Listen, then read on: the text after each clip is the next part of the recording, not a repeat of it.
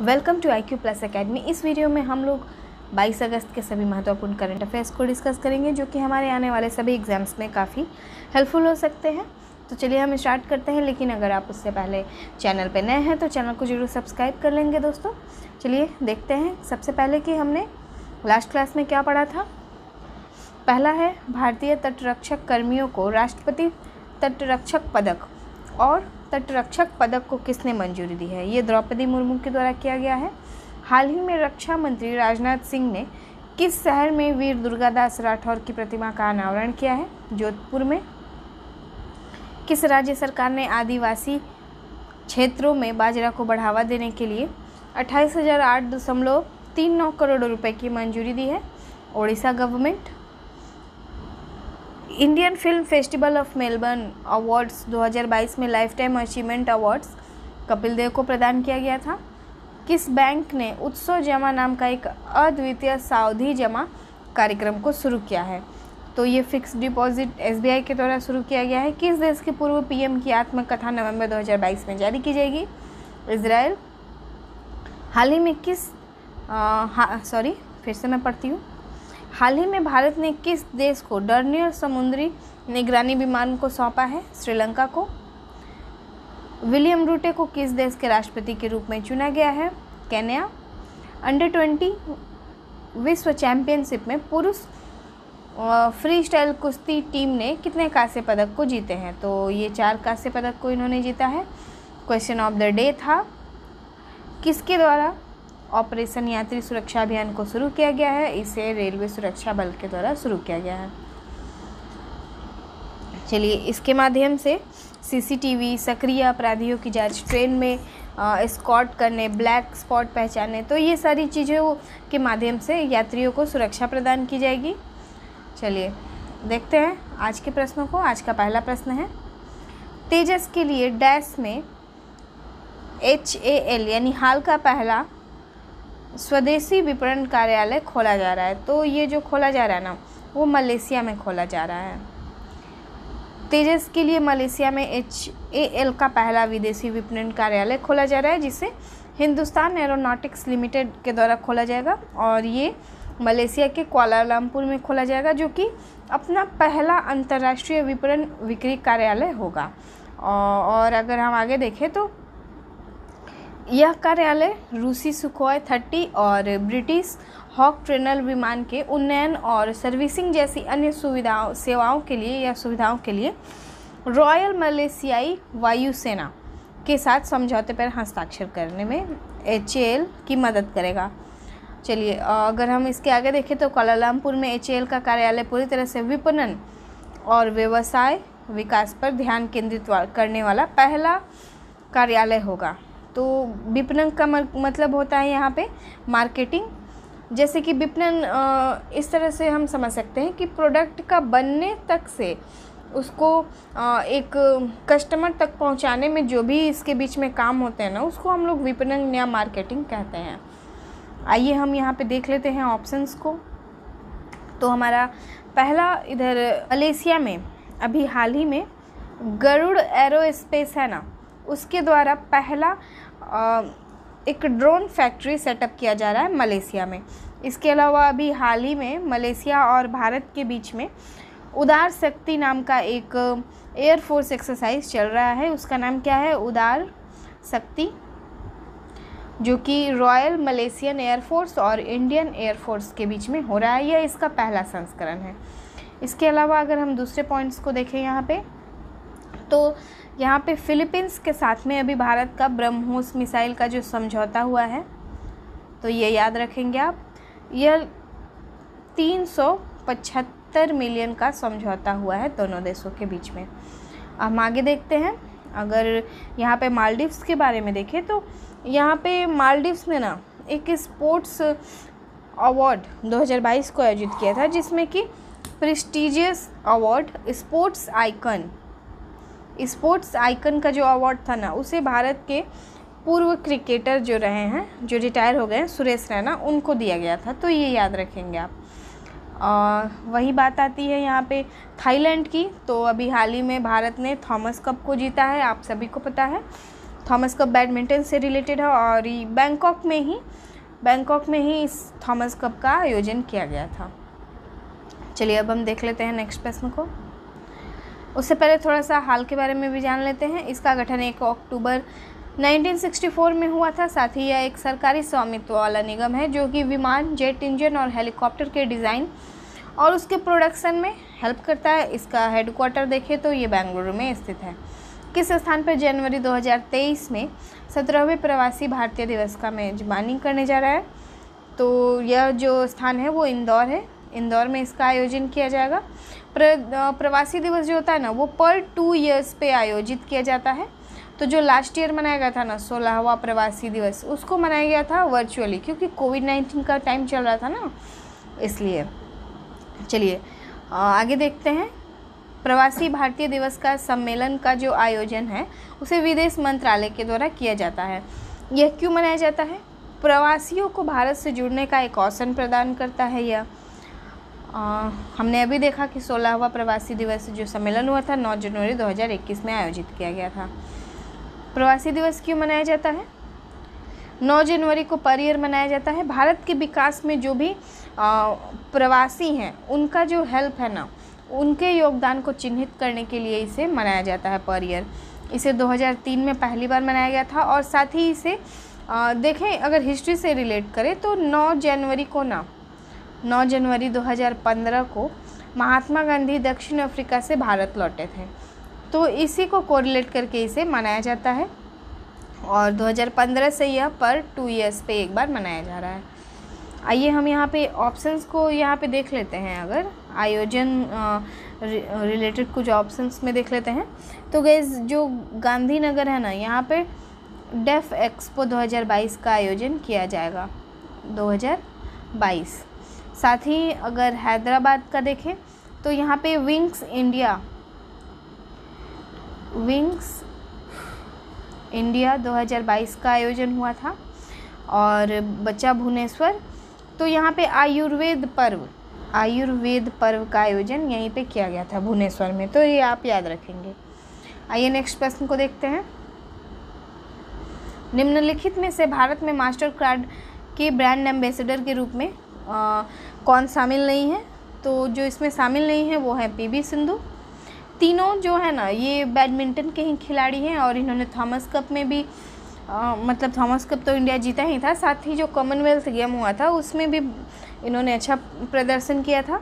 तो यहाँ पे देख लेते हैं लक्ष्य सेन, कदिम्बी श्रीकांत और सात्विक साईराज रंकी रेड्डी और चिराग शेट्टी, इन्होंने मास्टर कार्ड के ब्रांड एम्बेसडर के रूप में इनको चुना गया है और ये सभी थॉमस कप 2022 और बर्मिंघम में जो खेला गया था राष्ट्रमंडल खेल उसके विजेता रहे हैं। यह जो साझेदारी है वो आरबीआई और डिजिटल इंडिया के प्रयासों के अनुरूप हुआ है। हम देख लेते हैं कि इन्होंने कौन कौन से मेडल्स को जीता था। तो हम सभी को पता है पीवी सिंधु ने भी गोल्ड जीता था, साथ ही यहाँ पे लक्ष्य सेन के द्वारा भी गोल्ड जीता गया था, ब्रॉन्ज जीता गया था कदाम्बी श्रीकांत के द्वारा, और सात्विक साईराज रंकी रेड्डी इन्होंने भी संयुक्त रूप से गोल्ड जीता था। इनके साथ हम यहाँ पे देख लेंगे चिराग शेट्टी भी शामिल थे। चलिए याद रखेंगे कि ये सभी लोग बैडमिंटन से संबंधित हैं, एग्ज़ाम्स में पूछा जाता है। अब हम देखते हैं अगले प्रश्न को। मध्य प्रदेश का कौन सा शहर पूर्ण रूप से कार्यात्मक साक्षर बन गया है?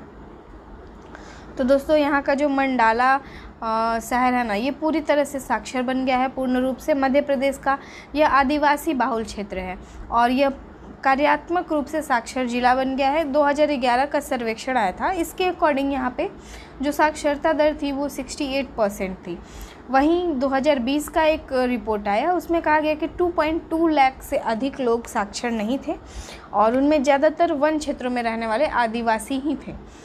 फिर इसके बाद कहा गया कि एक व्यक्ति को कार्यात्मक रूप से साक्षर तब कहा जा सकता है जब वो अपना नाम लिख सकता है, गिनती गिन सकता है और हिंदी पढ़ने में सक्षम हो सकता है, तो इस तरह से उसे साक्षर माना जाता है।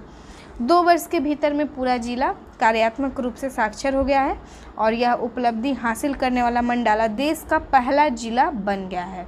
आप इसे याद रखेंगे डेफिनेटली। चलिए अगर हम यहाँ पे देख लें मध्य प्रदेश से रिलेटेड कुछ करंट अफेयर्स को। तो यहाँ पे ना जो भोपाल इसकी राजधानी है, भोपाल राजधानी में भारत का पहला ई वेस्ट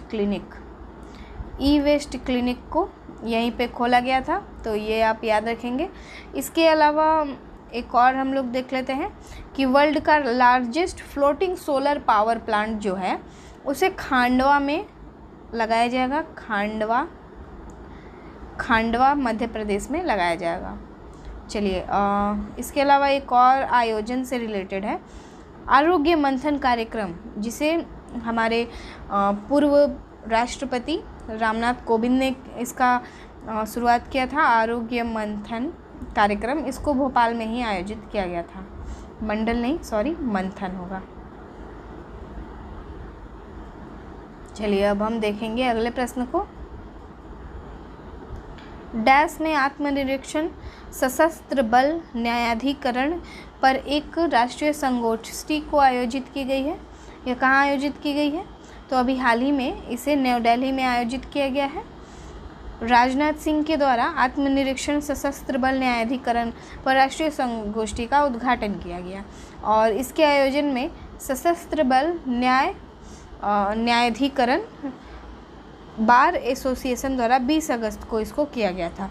इसका जो मेन मोटिव है वो सशस्त्र बल न्यायाधिकरण के कामकाज की जांच की जाए और इसके भूतपूर्व सैनिक और उनके परिवार वालों, युद्ध में विधवा हो गई औरतों और जो भी त्वरित और सस्ते न्याय हैं वो प्रोवाइड किया जाए इन लोगों को। तो मेन मोटिव इसका यही था। अगर हम सशस्त्र बल न्यायाधिकरण के बारे में देखें तो इसे 2007 में स्थापित किया गया था और इसकी प्रथम पीठ न्यू दिल्ली में है, जबकि इसका जो क्षेत्रीय बेंच है वो चंडीगढ़, लखनऊ, कोलकाता, गुवाहाटी, चेन्नई, कोचीन, जबलपुर और श्रीनगर और जयपुर में स्थित है। यहाँ पे एक एक्स्ट्रा पॉइंट्स है कि सेना, वायुसेना और नौसेना से संबंधित सेवा के मामले में इसका मूल अधिकार क्षेत्र है और कोर्ट मार्शल मामलों में अपीलीय क्षेत्राधिकार है। राजेंद्र मेनन इसके वर्तमान चेयरपर्सन हैं। चलिए अब हम यहाँ पे अगर ऑप्शंस को देख लें तो गाइज देखते हैं। सबसे पहले यहाँ पे न्यू दिल्ली में एक और कॉन्क्लेव आयोजित किया गया था। क्या नाम था? टेक कॉन्क्लेव 2022 का आयोजन न्यू दिल्ली में किया गया था। इसके अलावा मुंबई में आयोजित किया गया था 40वां हुनर हाट, इसको अप्रैल में आयोजित किया गया था। 40वां हुनर हाट आयोजित किया गया था मुंबई में। साथ ही बेंगलोर में देखेंगे इंडिया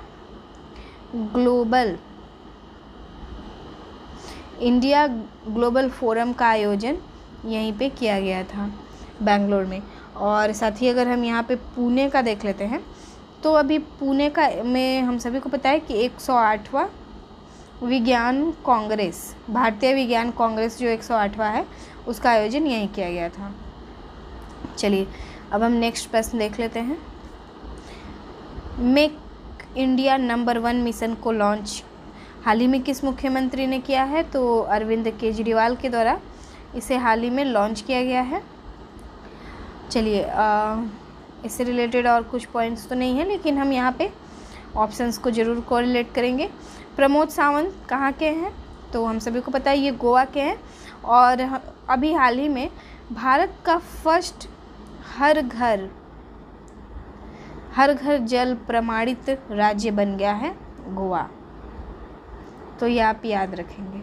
चलिए अब हम इसके अलावा भूपेंद्र भाई पटेल के बारे में देख लें तो सभी को पता है कि ये गुजरात के चीफ मिनिस्टर हैं और इनके द्वारा गो ग्रीन योजना को स्टार्ट किया गया था।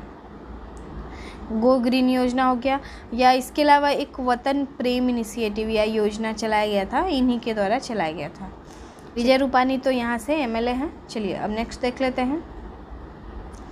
हाल ही में किस राज्य सरकार ने ड्रोन सेवा की पहली उड़ान मेडिसिन फ्रॉम द स्काई को शुरू किया है?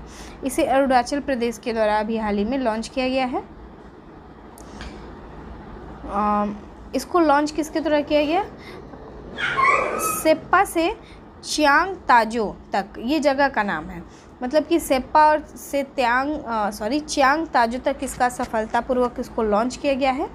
और अगर हम देखें कि इसका यूज कहाँ किया जाएगा तो विश्व आर्थिक मंच के सहयोग से इसे लॉन्च किया गया है। स्वास्थ्य और कृषि आपदा प्रबंधन में ड्रोन का उपयोग किया जाएगा और यह एक पायलट परियोजना के तौर पर स्टार्ट किया गया है।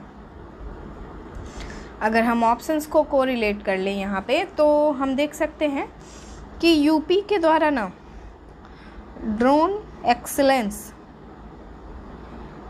एक्सीलेंस सेंटर का एक खोला जाएगा, मतलब drone excellence centre Uttar Pradesh के द्वारा खोला जाएगा।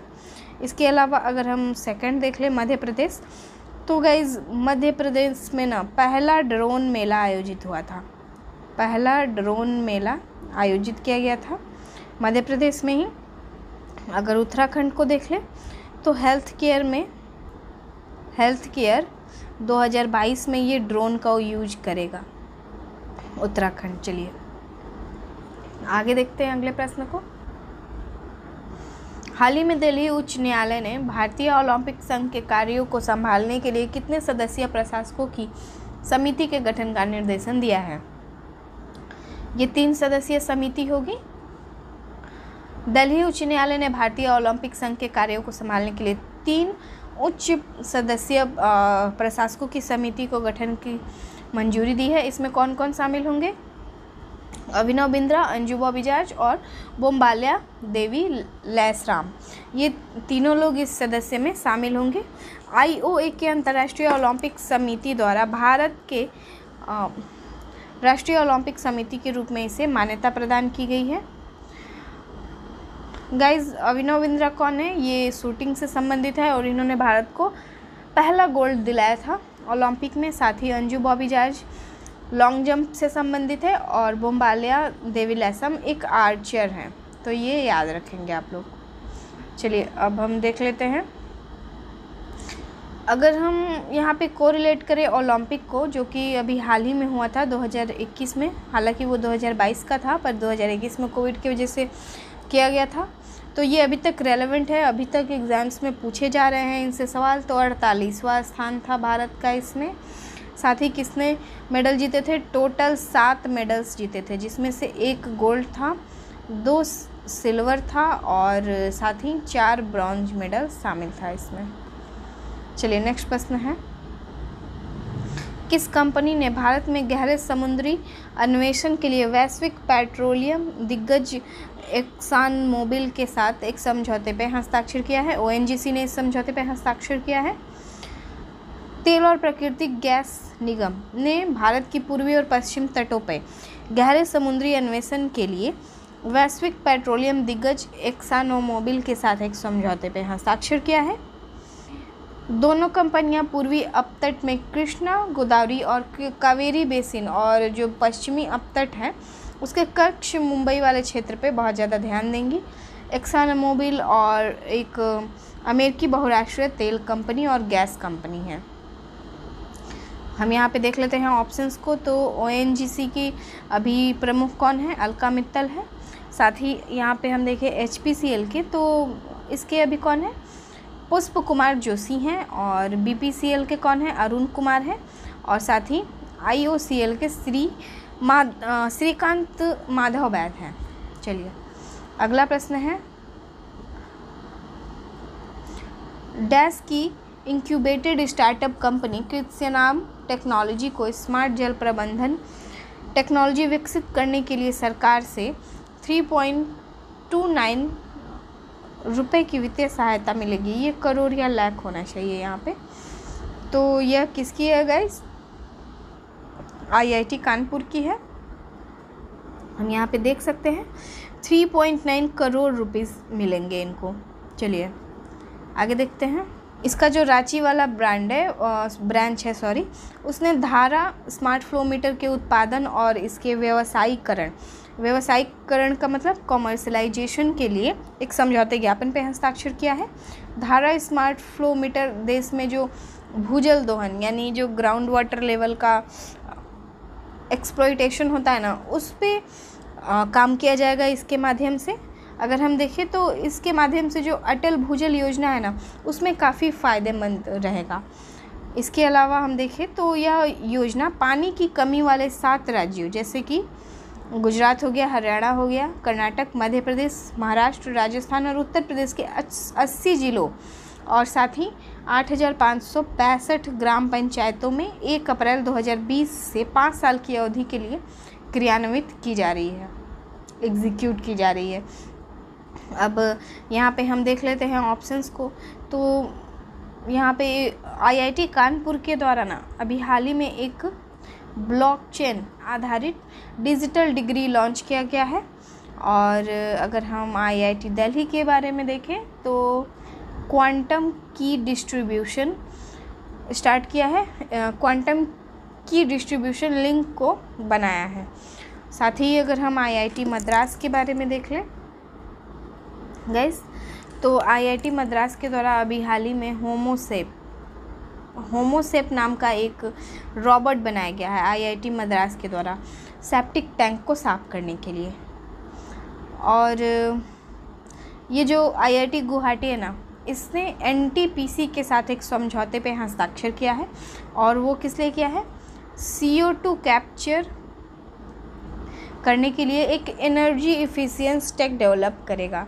साथ ही यहाँ पे बात आती है अटल भूजल योजना की, तो उसके बारे में देख लेते हैं। ये ग्राउंड वाटर मैनेजमेंट स्कीम है भारत की, जिसे कब स्टार्ट किया गया था? 25 दिसंबर 2019 को स्टार्ट किया गया था। और यह एक बहुत ही ख़ास दिन है। इसी दिन अटल जी का बर्थ एनिवर्सरी मनाया जाता है। और जो 25 दिसंबर 2019 का दिन था ना, उसमें 95th बर्थ एनिवर्सरी मनाया गया था अटल जी का। तो इसी शुभ अवसर पे इसको लॉन्च किया गया था।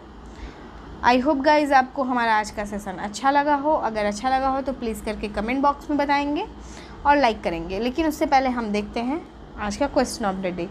संयुक्त राष्ट्र के इंटरनेट गवर्नेंस पर प्रख्यात विशेषज्ञों की पैनल में किसे नियुक्त किया गया है? तो आप इसका आंसर हमें कमेंट बॉक्स में बताएंगे।